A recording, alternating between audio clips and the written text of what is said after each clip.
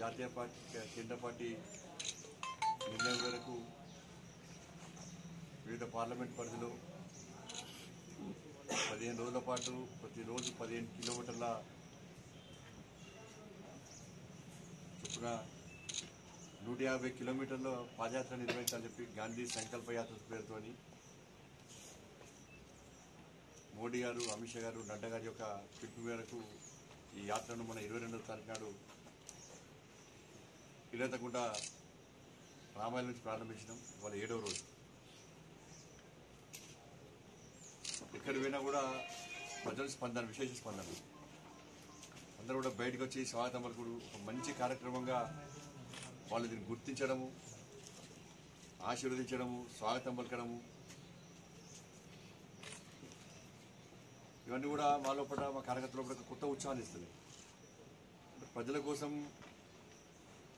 తిరిగితే, గ్రామాలు తిరిగితే, ప్రజల కోసం పనిచేస్తే ప్రజలు ఏ విధంగా ఆదరిస్తారో, అభిమానిస్తారో విషయాన్ని ఇలా ఈ గాంధీ సంకల్ప యాత్ర ద్వారా మేము గుర్తించినాం. ఈ కరీంనగర్ పార్లమెంట్ పరిధిలో ఎన్నికల సందర్భంగా గ్రామాలకు వెళ్ళకపోయినప్పటికీ కూడా, ప్రచారం చేయనప్పటికీ కూడా ఒక నమ్మకం, విశ్వాసంతో ప్రజలు నరేంద్ర మోడీ గారి నాయకత్వంలోని భారతీయ జనతా పార్టీ ప్రభుత్వం కేంద్రంలో ఏర్పడాల్సిందే. గతంలో అనేక నిధులు కేంద్రం నుంచి వచ్చిన నిధులే. మా గ్రామాల్లో ఇంతో అంతో అభివృద్ధి జరిగిందంటే అది కేవలం కేంద్ర ప్రభుత్వ నిధులే.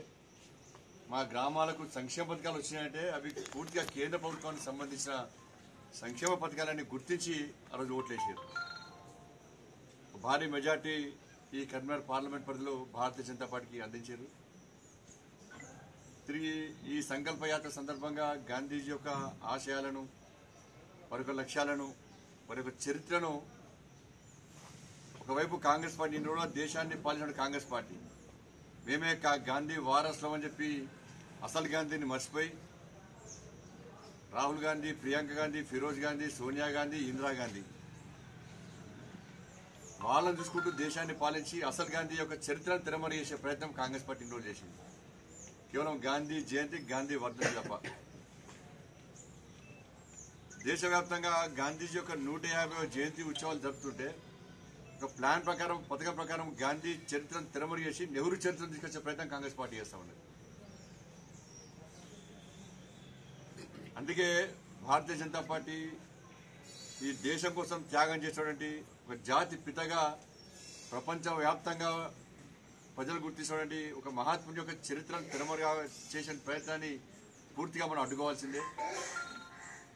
గాంధీజీ చరిత్రను రాబోయే తరాలకు అందించాల్సిందన్న ఒక లక్ష్యంతో ఈసారి 150వ జయంతి ఉత్సవాల సందర్భంగా ఈ గాంధీ సంకల్ప యాత్రను నిర్వహిస్తా ఉన్నాం. కేంద్రంలో బీజేపీ ప్రభుత్వం ఏర్పడిన తర్వాత శ్రీ మోడీ గారి నాయకత్వంలో గ్రామీణ స్వరాజ్యం విషయంలో గాంధీజీ యొక్క ఆశయాలకు అనుగుణంగా స్వచ్ఛ భారత్ కానీ, చేనేత రంగాన్ని అభివృద్ధి చేసే విషయంలో కానీ ఎక్కువ మక్కువ వాటానికి ఈ కార్యక్రమంగా కొంత ప్లాస్టిక్ నిషేధ విషయంలో కొంత అవగాహన కల్పించేటువంటి కార్యక్రమాలు గాంధీజీని స్ఫూర్తి చేసుకుని ఇలా మోడీ గారు పాలిస్తూ ఉన్నారు.